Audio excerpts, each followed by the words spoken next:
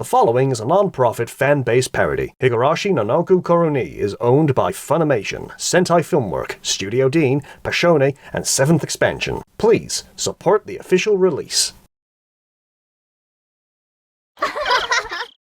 Please, do not deplore yourself.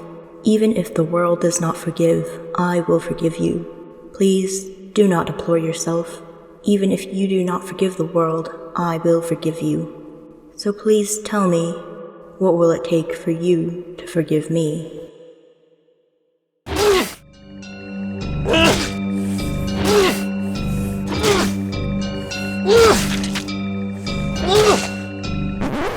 Yep, that's me. You're probably wondering how I got in this situation in the first place.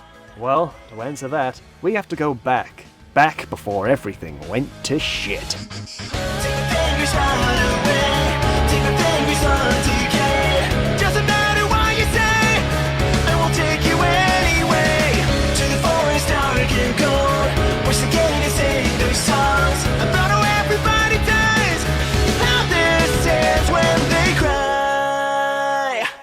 My name is Keiichi Maibara. I'm a city boy who just moved to the small mountain village of Hinamizawa. I'm still adjusting to the lack of TV signal, won't be able to get that Famicom I wanted, and still barely have any idea where anything is in this bass-acrid town. But you know what? That's fine. This place is beautiful, and nothing bad could ever happen here. Good morning, Keiichi! You're still waiting out here for me? Why the hell do you care so much? Because you're my neighbor, silly. And Rena always looks out for her neighbors. Oh yeah, Mom wants me to thank you for the ingredients. Dad tried saying thanks too. The ditzy redhead here is Rena Ryugu. She's sort of the local Mr. Rogers of the town. If Mr. Rogers was a kleptomaniac schoolgirl who spoke in the third person. Oh, how's it going, my dudes? Good morning, Leon. Oh good, here we go. Been a while, K-dude. I was beginning to think you left me. Please, if I could only be so lucky. And this piece of work is Leon Sonozaki. You know how most girls you meet will try to be polite and well-mannered? Not her.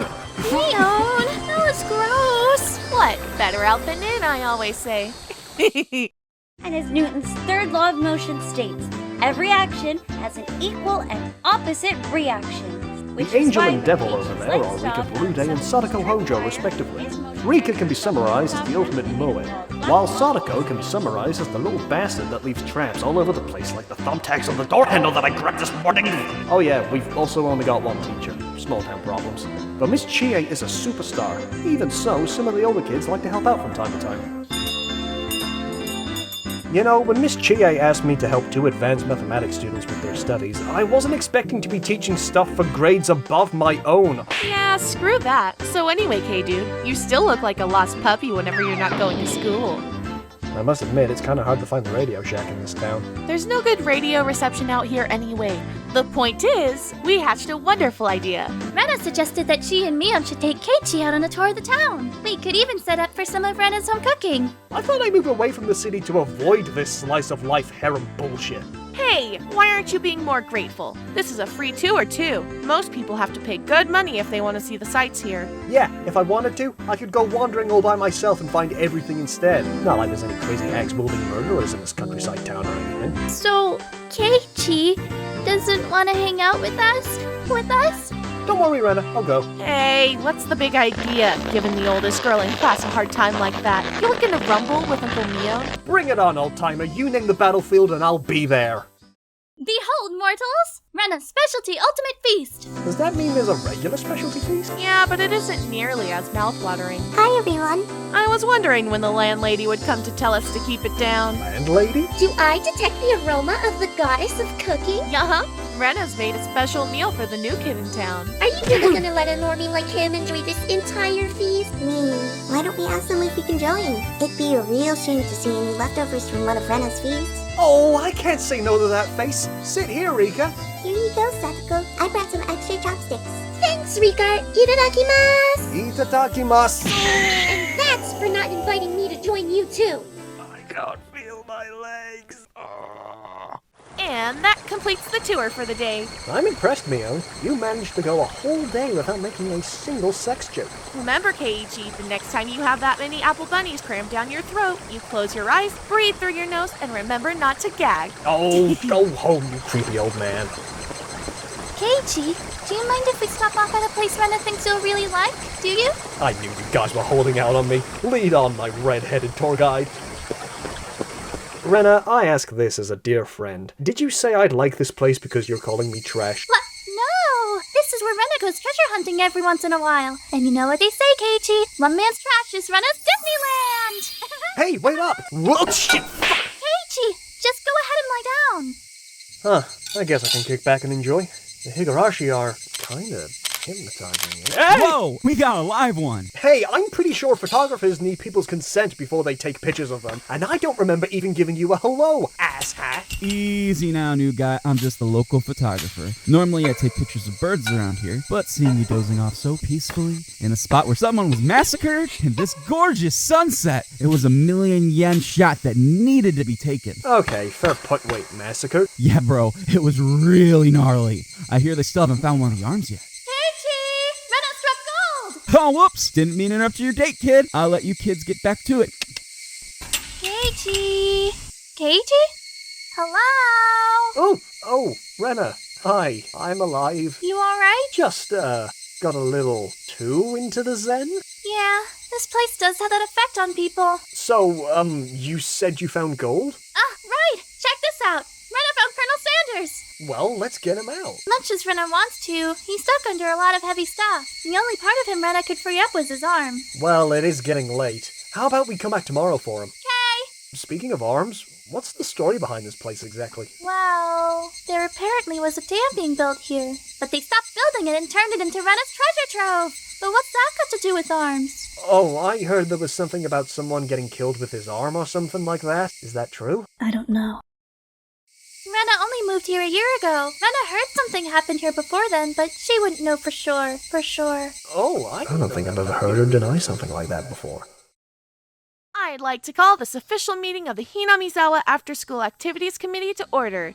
First order of business, the pending membership of this scrub, Keiichi Maibara. You asked me to stay after class, but didn't specify as to why. Ryugu moves to induct Maibara-kun into our ranks. Well, if this plebe thinks he can make the cut, then Hojo seconds this motion. Maibara-kun would make a fine addition to our ranks. Furuti seconds this motion as well.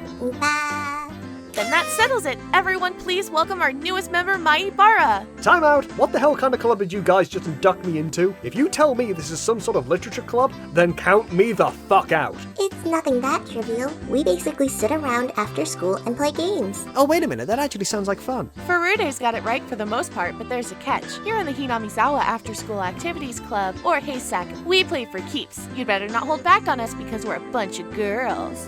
Why can't it just be about having a good time?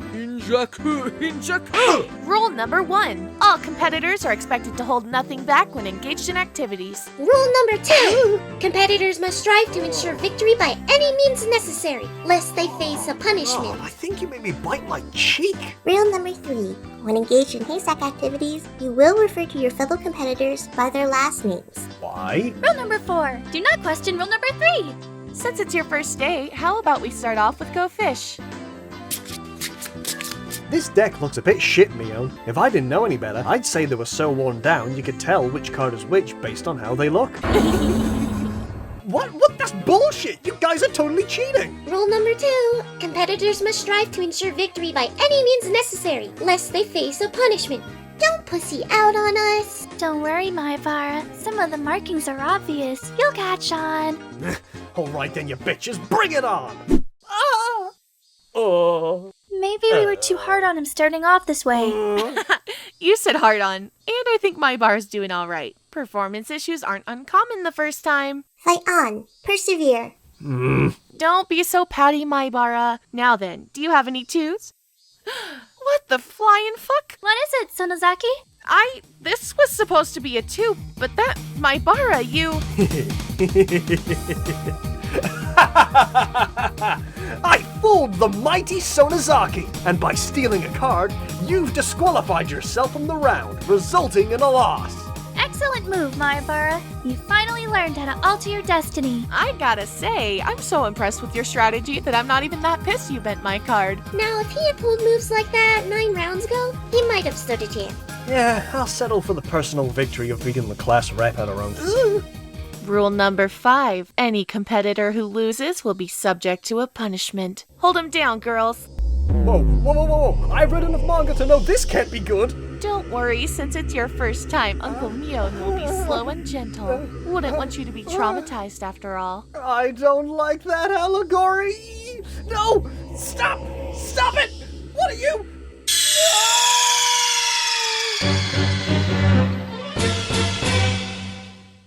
So you told her you'd spend time with her today, and you opted for the trash heap. Yep. Look, I know I got your face pretty good, but that doesn't mean you're complete trash. Damn our school for not having any mirrors. Oh, by the way, I've been hearing conflicting reports about that place. What's the story behind it? It happened about 5 years ago. People from Tokyo came in to build a dam. Would have flooded this place quicker than the tears running down your sissy face when I beat you today. Hardly specific allegory, but continue. But the people fought back. They planted their feet firmly and told the bigwigs to fuck off. Between that and a bunch of other corporate mix-ups, the project fell through right after they broke ground. After that, the people of Hinamizawa decided to start dumping their unwanted shit there as a way to bury the past. I see. And did anything else, like, violent happen there? Like some sort of lynching, or... No. Well, you shouldn't keep your date waiting. And you'd better not erase any of that face art until you get home, or I'll know.